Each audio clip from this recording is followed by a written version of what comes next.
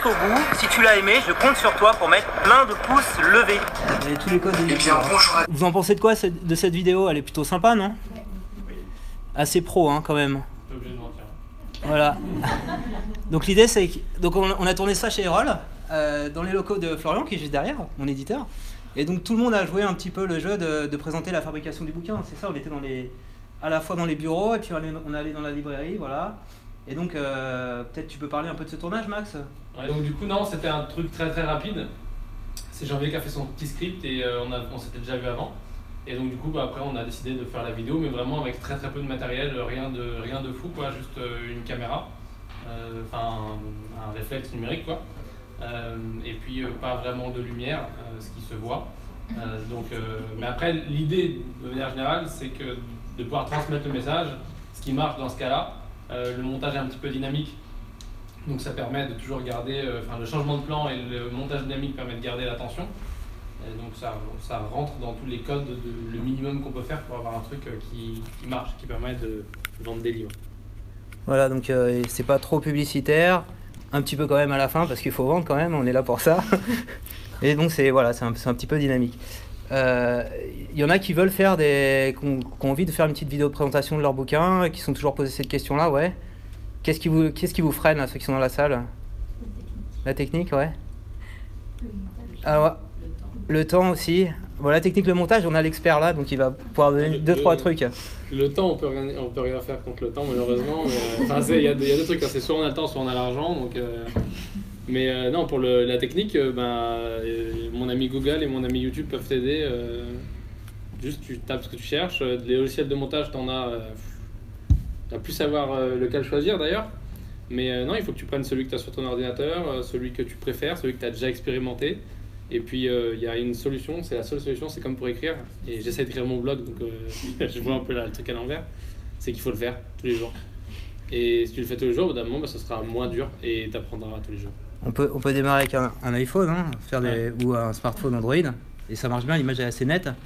Qu'est-ce qu'il faut faire attention? C'est quand même au son. Le son n'est pas toujours de bonne qualité. Vaut mieux. Enfin, même si on démarre avec un téléphone ou avec une image qui n'est pas de qualité extraordinaire, il faut privilégier à fond le son. C'est-à-dire que si on a un budget de X euros, il faut essayer de mettre une très très grosse partie de ce budget dans le son, parce que la radio ça marche. Les personnes qui sont aveugles peuvent toujours écouter et tout ça. Donc le son c'est vraiment à privilégier, parce que de toute façon si au niveau du son l'oreille est guidée, les images ça peut être à peu près n'importe quoi. Voilà. Après il y a des codes à respecter, comme je disais dans une autre conférence qu'on a fait avec Janvier, c'est de reproduire au maximum ce que verrait l'humain. Donc quand on est en conversation, on se voit comme ça, on peut se voir plus loin, etc. Mais de reproduire au maximum ça. Donc quand on se filme, essayer de faire un cadrage qui correspond à ce que verrait un autre humain, puisque la caméra, le micro, le montage et l'écran au final de la personne qui regarde, c'est juste une interface entre deux humains, quoi. Quand il n'y a qu'une seule personne qui regarde, quand il y en a 500, c'est entre 1 et 500. Mais c'est-à-dire, juste, moi je me renseigne, je n'en fais pas et je suis mort de trucs de parler même dans mon téléphone. C'est normal. Au niveau ce genre matériel, Ouais. Un PC ça ne fonctionne pas, un PC avec une bonne qualité d'image. Ouais, il te faut une caméra. Si, mais s'il y a une webcam intégrée. Ça c'est mieux avec Sinon, le ouais. caméra, mais... Juste un PC. Le PC, ouais. Le PC pour le montage. Mais alors il y en a qui filment avec les webcams, c'est vraiment pas de très bonne qualité. C'est pas de la folie, ouais. Et en fait, le smartphone est de meilleure qualité, ouais. Ouais, c'est ça. Alors, à la limite, ça vaut mieux prendre un trépied, je pense. Voilà, on a mis des Les petits trépieds comme on voit là. Ça vaut une trentaine d'euros. Et on peut mettre un iPhone ou un smartphone Android dessus, quoi. Et il faut le mettre bien à l'horizontale et pas à la verticale. Ah, ça, c'est qu'on va diffuser dans un endroit où c'est vu à la verticale. Et là, vous aviez un micro-cravate là pour le... J'en ai mis un, mais on l'a pas utilisé en fait. T'as un micro qui se met sur l'appareil photo, c'est ça? Ouais. Sur son réflexe. Un micro qui peut se brancher directement sur le smartphone. Hein, ça c'est le must, ça, ouais. Ça, il y a des possibilités à tous les prix et tous les niveaux. Il faut juste privilégier le son et privilégier, au-delà de la peur, de la technique, etc., l'interaction humaine. C'est le cœur du truc, quoi.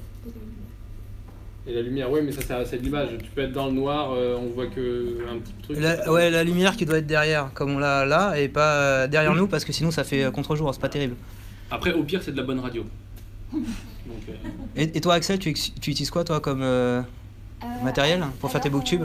Comme matériel, en fait, j'ai fait assez simple parce que je suis étudiante, donc voilà. Du coup, j'utilise un appareil photo que j'avais déjà depuis quelques années, qui est un appareil photo compact, c'est pas un réflexe, mais qui filme en Full HD et du coup, ça fait des qualités de vidéo qui sont, je trouve, pas mal. Après, si ma chaîne venait à croître, j'envisagerais peut-être de passer un matériel supérieur. Et pour la prise de son, c'est pareil, elle est convenable directement avec mon appareil, donc pour l'instant, je n'ai pas plus investi. Ouais, on peut démarrer avec un truc comme ça et puis après monter progressivement, avec ça. le matériel qu'on a déjà en fait. Un bon appareil photo. Un bon appareil photo, ouais. Donc, quand vous impliquez votre audience, eh ben, elle vous rend bien, voilà. Ça, c'est des exemples de lecteurs de youtubeurs. Donc naturellement le jeu, c'est quand ils parlent du bouquin, bah, je vais les citer, je vais les mettre en avant et comme ça va inciter d'autres à faire la même chose. Donc j'ai eu le droit à quelques booktubes, il y avait Axel qui m'en a fait un, c'était pas un booktube, c'était un book haul, ouais. Un book haul, voilà. Est-ce qu'on peut expliciter ce terme, book haul? Oui, alors le book haul, on va dire que c'est un des formats classiques qu'on a comme vidéo sur la partie booktube, donc book haul. C'est ça un book haul, hein, c'est un peu comme ça, voilà. C'est ça. C'est l'idée, donc par exemple, tiens, voilà. Regarde, il y a des bons livres. Donc, c'est des livres et rolls. Démonstration. Donc, je reviens du salon du livre de Paris, j'étais ce week-end et donc je suis revenue avec 4 livres. Tout d'abord, j'ai ramené augmenter le trafic de son blog de Florence Tran, donc c'est publié chez Erol. Ça parle de... je sais pas. C'est un très bon bouquin. J'ai ramené celui-là, c'est... parce que j'ai pu rencontrer Jean-Baptiste Guette et donc du coup voilà, on a fait une interview ensemble, je vous laisse le lien et puis du coup il m'a passé son livre, c'est aussi publié chez Erol. Donc voilà, c'est un livre sur comment faire des vidéos sur YouTube. Et puis bon voilà. En gros, c'est le principe. Le book haul, c'est on présente les livres qu'on a achetés. Pour ma part, je le fais à la fin du mois. Donc, je présente les livres que j'ai achetés, que j'ai reçus, etc. pendant le mois. Et du coup, c'est pour montrer les derniers livres arrivés. Jean-Baptiste parlait un peu de butin. Oui, je crois que c'est la traduction, non, en français? C'est pas butin? C'est pas un butin, ça? Ouais. Si. Et toi, Camille, qui suis un peu ça, de par tes responsabilités chez Kobo, les booktubers, c'est un vrai phénomène. Oui, c'est un vrai phénomène qui intéresse de plus en plus. L'édition, on regarde ça de près. L'édition, les maisons d'édition. On a pu voir. Alors, je sais pas si. Non, il n'y a pas encore de booktuber qui a signé un contrat d'édition. Il y a déjà pas mal de youtubeurs, youtubeuses. Il y a notamment Enjoy Phoenix qui. Il n'y a pas. Comment elle s'appelle Nine, c'est pas ça? Elle a signé, c'est prévu.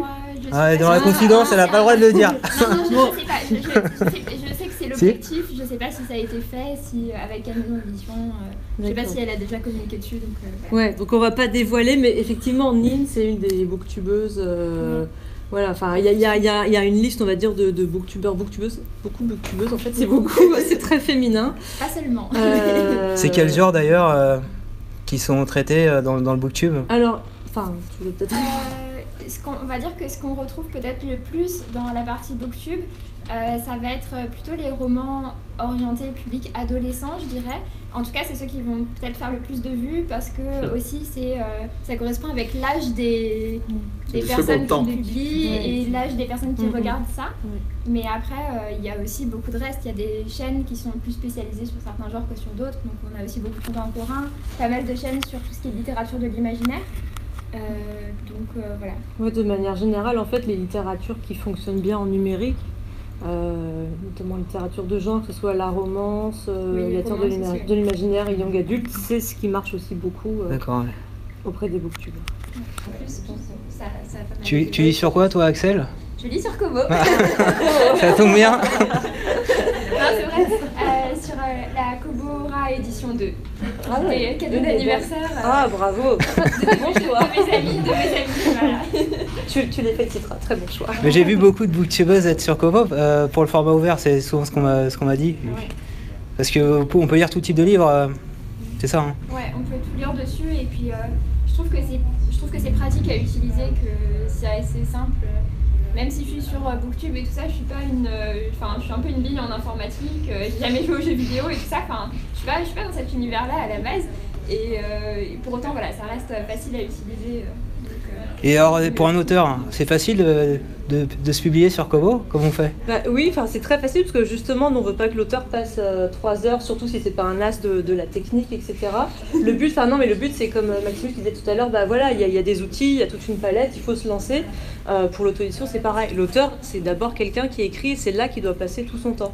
Et ensuite, il y a des plateformes comme la nôtre où justement on essaye de... C'est do it yourself, donc c'est vraiment l'auteur qui devient son éditeur, comme tu disais, Lati. Mais après, justement, nous, on vous prend par la main. Et sur Kobo, il y a 4 étapes. Une fois qu'on a son compte, on décrit son livre. Donc ça, c'est les métadonnées, mais c'est assez basique. C'est le titre, l'auteur, la date de publication, la couverture. Après, on télécharge le contenu. Donc nous, effectivement, on est au format EPUB, qui est le format ouvert standard. Ce qui permet justement, si le livre n'a pas de DRM, de transférer. Et ça, il y a des outils open source comme Sigil pour faire des EPUB, très simple d'utilisation. Et nous, en plus, sur la plateforme, alors si l'auteur n'a pas déjà son fichier EPUB, on propose une conversion automatique, même depuis un document Word. Donc c'est vraiment, tout est fait pour simplifier la vie de l'auteur au maximum. Et il n'y a pas besoin d'éditeur. Voilà, il n'y a pas besoin d'éditeur. Après, on donne quand même, nous, on encourage vraiment fortement les auteurs à quand même faire ce travail d'éditeur qui est, de s'entourer de personnes qui vont pouvoir faire la correction, la relecture orthotypo, voire même. Oui, il faut le travail d'un éditeur, un vrai travail d'un éditeur, il y a du boulot. Et il y a un travail à faire. Et c'est justement l'auteur après qui va prendre tout ça en charge. Et en même temps, la contrepartie, c'est qu'il est en contrôle. C'est lui qui va décider ensuite, donc la 3e étape, dans quel pays il veut vendre. Généralement, les auteurs indés, ils vont vendre partout parce qu'ils vont pouvoir maximiser toucher le plus de lecteurs possible. Des lecteurs francophones, tu le disais, il y en a partout, pas juste dans la francophonie, mais des communautés françaises, à l'autre bout du monde, il y en a plein. Et après, choisir si on veut des DRM ou pas. Alors, DRM, c'est les mesures de protection pour lutter contre le piratage. Donc il y a un gros débat sur est-ce que c'est efficace ou pas pour stopper le piratage ou non. Les éditeurs et les auteurs c'est vraiment à chacun de choisir, on va dire, en conscience, sachant que c'est eux qui décident effectivement sur notre plateforme comme sur les autres s'ils en veulent ou pas. Donc ça, voilà. Et ensuite, la dernière étape qui est la plus importante, c'est fixer le prix, puisque ce qui nous intéresse, c'est aussi de vendre des livres. Et là, effectivement, l'auteur peut regarder sur le site, faire son étude de marché, etc., voir quel est le catalogue dans lequel son livre s'inscrit, quels sont les livres similaires, essayer justement de trouver le juste prix, sachant qu'en numérique, justement, l'erreur n'est jamais inscrite dans le marbre, on peut tester, expérimenter beaucoup, et si on se rend compte qu'on n'a pas, qu'on a fait une erreur à un moment, on peut corriger, soit revoir son fichier, soit changer sa couverture, et c'est, moi je vous rejoins vraiment sur justement la courbe d'apprentissage. Au début, il faut juste oser se lancer. Il faut faire. Voilà, il faut pas avoir peur de la technique, et une fois qu'on se lance, on se rend compte que finalement c'est très facile, et c'est des outils justement qu'on peut utiliser même en étant pas très calé informatiquement parlant. Il y en a qui n'ont jamais publié, qui ont envie de se lancer, là, dans la salle? Ouais. Donc Kobo, hop. Kobo Writing Life. Kobo Writing Life. Chris veut intervenir, ouais. Voilà. La presse locale, ouais, ça marche bien. Transition justement pour c'est parfait. C'est un élu du Loiret qui arrive à avoir des... Il a même pas son livre, il va bientôt sortir. Et il arrive à avoir, qu'on parle de son livre en contactant la presse locale. C'est lui que tu as vu au salon du livre. Jean-Philippe, la tournée du numérique. Très intéressant ce garçon, si tu nous regardes. Tu l'as présenté, ouais? Ah ouais, parce que franchement, ce qu'il y a dans son livre, je compte personne, j'ai pas d'action chez lui. Après, il était bon communicant. Non, il va changer quelque chose. Il va changer quelque chose. Ça lui fera plaisir. Il le sait. Il le sait, tu lui as dit? C'est vrai que les auteurs indés arrivent plus facilement à être effectivement chroniqués dans la presse. C'est la tournée du numérique. La tournée du numérique, il a fait une tournée dans toute la France. Et il sort la semaine prochaine son bouquin. Ouais.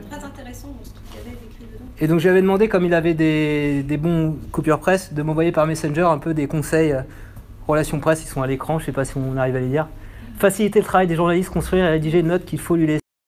Se mettre à la place du journaliste, créer une mise en scène qui fait vendre. Donc lui, sa mise en scène, c'est il a fait le tour de France des entrepreneurs, des élus locaux, etc. Il a un peu romancé son écriture de façon à ce que ce soit quelque chose de trop technique. C'est du storytelling, quoi. Voilà, c'est ça. C'est du storytelling et ça. Ah bah c'est Lati. Bravo. J'ai pas de vidéo, félicitations. Faut que tu viennes là, on va recevoir. Je compris. Je déteste. Bon, bah je vais mettre à côté de toi. Bravo Lati. C'est pour toi, je te fais la petite dédicace après. Bon bah là, plus d'excuses pour pas s'y mettre, hein, la fille. Après la table ronde et le livre. Là, t'as tout ce qu'il faut là. Ouais. On attend ta chaîne.